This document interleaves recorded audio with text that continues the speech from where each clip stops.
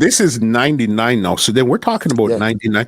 This is when somebody like a Vybz Kartel is just showing up on everybody's radar. When did you first meet Vybz Kartel? Because you guys are coming from the same area. Plus, you guys at one point shared the same last name, which was Banton. Addi Banton, MEGAH BANTON. A lot of people don't even know that, but glad you know. A lot of people don't even know say Addi Banton his name. Yeah, man. Well, it's not only from the same. It's not only from the same era, it's same community, you know. Yes. So Waterford, him come from too. Well, him basically come from a Waterhouse and come a Waterford. Got you. You understand? And in my time, in the 90s, I come up and thing. When we are around the streets and thing. You know, we used to come up on my yard too, and we used to hold vibes too. You know, reason and talk and, you know, like every day. Because everything that's a walking distance, you know. You know, remember, I don't know where far. It's a walking distance, you know. So we used to link up, you know, we used to link up at some other studio in the other community over, you know. And reason and thing. You know. Me do show with him too.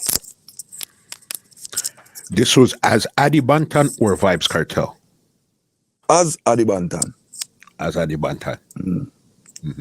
Yeah, because Vybz Kartel is really a group, you know. It's a group. The name come from, you know. Addi Banton was him individual name. But Vybz Kartel was a group. A couple of them. Bad too, all of them bad, man. Them used to lock up the whole place in the Portmore, man. Hot. You see me? But a Kartel was the like the leader of the group. You know, you have a group leader. You understand? So he was the leader of the group. Then hot.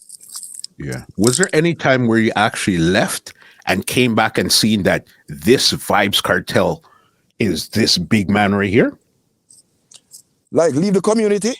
Yeah, leave and then you come back. I remember you know him as Addi Banton, and then you came back and it's like, holy smokes, do you keep hearing this Vybz Kartel, and then you see it's him. No, you know, really. No, you know. Remember, say Portmore, if you follow the roots, you know. Remember, say Portmore, them breed some different type of artists, you know, brother. Muscle. Yeah, muscle. Yeah, Portmore breed some different type of artists. So it was not a surprise to me, you know. It wasn't no surprise to me. Because, all right, may I tell you, when I see him on stage and I hear him flow and them thing there, I know him will be a force to be reckoned with, you know. For sure. I know, because I can't hear that. I can't hear artists one time and know if I'm going to last or not, you know.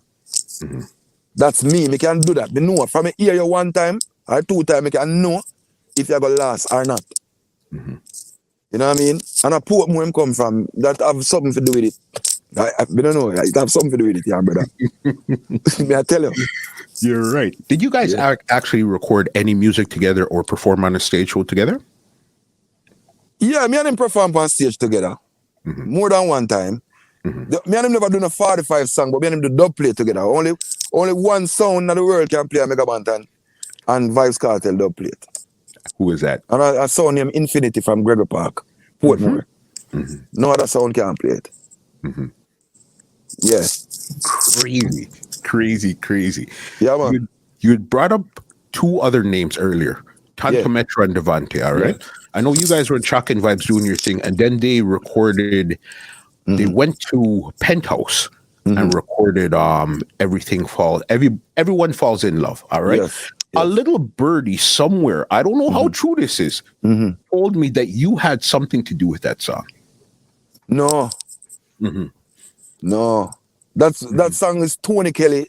It's Tony Kelly's production. I co-write songs on the album, but not that particular song. Yeah. No, because a lot of people get it mixed up and get it twisted. No. It's actually Tony Kelly. Tony Kelly was the one, I think, who wrote that song. Tony Kelly and Tonto Metro and Devonte. If I'm not mistaken. I don't want to get it, you know. I don't want to get it wrong. But I wasn't a part of that particular song. But a couple other songs on there, on the album, you know, I helped co-write it. You know? From back those times. Okay, so then I guess this birdie was either lying or got misinformation, but I'm pretty sure. Yeah. I did hear that somewhere there. Yeah. Okay. Yeah.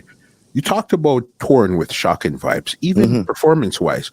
What was it like the first time you actually started to perform, and did you find your energy right away as a performer? Because we know you have down the recording down packed, so now performing, and that's totally different. Okay. Let me tell you something now with performance, right?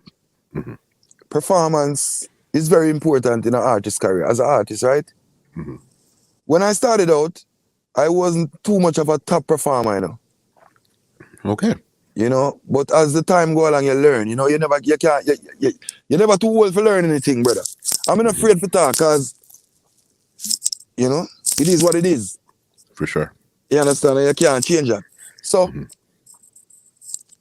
over the years, you get to learn, and you watch videos, and you know, you see things, and you get to build up your craft, and you know, you get to learn it on a level. And now I'm good with it. You know, well before now, but you know, I'm good with it. I will understand the whole thing about it, and the whole nature of it, and the importance. Right.